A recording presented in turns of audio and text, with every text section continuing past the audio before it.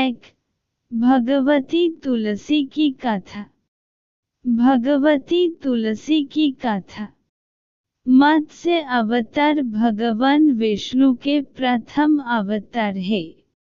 मछली के रूप में अवतार लेकर भगवान विष्णु ने एक ऋषि को सब प्रकार के जीव जंतु एकत्रित करने के लिए कहा और पृथ्वी जब जल में डूब रही थी तब मत्स्य अवतार में भगवान ने उस ऋषि की नाव की रक्षा की।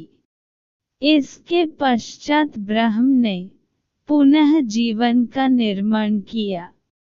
एक दूसरी मान्यता के अनुसार एक राक्षस ने जब वेदों को चुरा कर सागर की अथाह गहराई में छुप दिया तब भगवान विष्णु ने मत्स्य रूप धारण करके वेदों को प्राप्त किया और उन्हें पुनः स्थापित किया। मत्स्य अवतार की कथा। एक बार ब्रह्मा जी की असावधानी के कारण एक बहुत बड़े दैत्य ने वेदों को चुरा लिया। उस दैत्य का नाम हयग्रीव था। वेदों को चुरा लिए जाने के कारण ज्ञान लुप्त हो गया। चारों ओर अज्ञानता का अंधकार फैल गया और पाप तथा अधर्म का बोलबाला हो गया। तब भगवान विष्णु ने धर्म की रक्षा के लिए मत्स्य रूप धारण करके हयग्रीव का वध किया और वेदों की रक्षा की।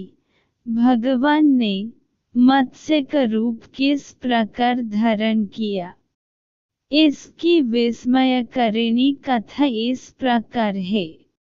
कल्पांत के पूर्व एक पुण्यात्मा राजा तप कर रहा था। राजा का नाम सत्यव्रत था। सत्यव्रत पुण्यात्मा तो था ही, बड़े उदार हृदय का भी था। प्रभात का समय था। सूर्योदय हो चुका था। सत्यव्रत कृतमला नदी में स्नान कर रहा था। उसने स्नान करने के पश्चात जब तर्पण के लिए अंजलि में जल लिया तो अंजलि में जल के साथ एक छोटी सी मछली भी आ गई। सत्यव्रत ने मछली को नदी के जल में छोड़ दिया।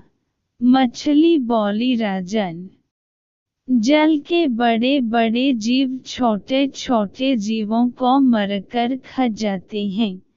अवश्य कोई बड़ा जीव मुझे भी मरकर खा जाएगा। कृपा करके मेरे प्राणों की रक्षा कीजिए। सत्यव्रत के हृदय में दया उत्पन्न हो उठी। उसने मछली को जल से भरे हुए अपने कमंडलू में डाल लिया। तभी एक आश्चर्यजनक घटना घटी। एक रात में मछली का शरीर इतना बढ़ गया कि कमंडलू उसके रहने के लिए छोट पड़ने लगा। दूसरे दिन मछली सत्यव्रत से बोली, राजन, मेरे रहने के लिए कोई दूसरा स्थान ढूंढिए, क्योंकि मेरा शरीर बढ़ गया है। मुझे घूमने फिरने में बड़ा कष्ट होता है। सत्यव्रत ने मछली को कमंडलू से निकलकर पानी से भरे हुए मटके में रख दिया। यहाँ भी मछली का शरीर रात भर में ही मटके में इतना बढ़ गया कि मटक भी उसके रहने के लिए छोट पड़ गया। दूसरे दिन मछली पुनः सत्यव्रत से बोली, राजन, मेरे रहने के लिए कहीं और प्रबंध कीजिए, क्योंकि मटक भी मेरे रहने के लिए छोट पड़ रहा है। तब सत्यव्रत ने मछली को निकलकर एक सरोवर में डाल किया। किंतु सरोवर भी मछली के लिए छोटा पड़ गया। इसके बाद सत्यव्रत ने मछली को नदी में और फिर उसके बाद समुद्र में डाल दिया। आश्चर्य! समुद्र में भी मछली का शरीर इतना अधिक बढ़ गया कि मछली के रहने के लिए वह छोटा पड़ गया। अतः मछली पुनः सत्यव्रत से बोली, राजन, यह समुद्र भी मेरे रहने के लिए उपयुक्त नहीं है। मेरे रहने की व्यवस्था कहीं और कीजिए। अब सत्यव्रत विस्मित हो उठा। उसने आज तक ऐसी मछली कभी नहीं देखी थी। वह विस्मय भरे स्वर में बोला, मेरी बुद्धि को विस्मय के सागर में डुबो देने वाले आप कौन हैं? मत्स्य रूपधारी श्रीहरि ने उत्तर दिया, राजन, हयग्रीव नामक दैत्य ने वेदों को चुरा लिया है। जगत में चरों और अज्ञान और अधर्म का अंधकार फैला हुआ है। मैंने हयग्रीव को मरने के लिए ही मत्स्य का रूप धारण किया है। आज से 7वें दिन पृथ्वी प्रलय के चक्र में फिर जाएगी। समुद्र उमड़ उठेगा, भयानक वृष्टि होगी, सारी पृथ्वी पानी में डूब जाएगी। जल के अतिरिक्त कहीं कुछ भी दृष्टिगोचर नहीं होगा। आपके पास एक नाव पहुंचेगी। आप सभी अनाजों और औषधियों के बीजों को लेकर सप्तऋषियों के साथ नाव पर बैठ जाइएगा। मैं उसी समय आपको पुनः दिखाई पड़ूंगा और आपको आत्मतत्व का ज्ञान प्रदान करूंगा।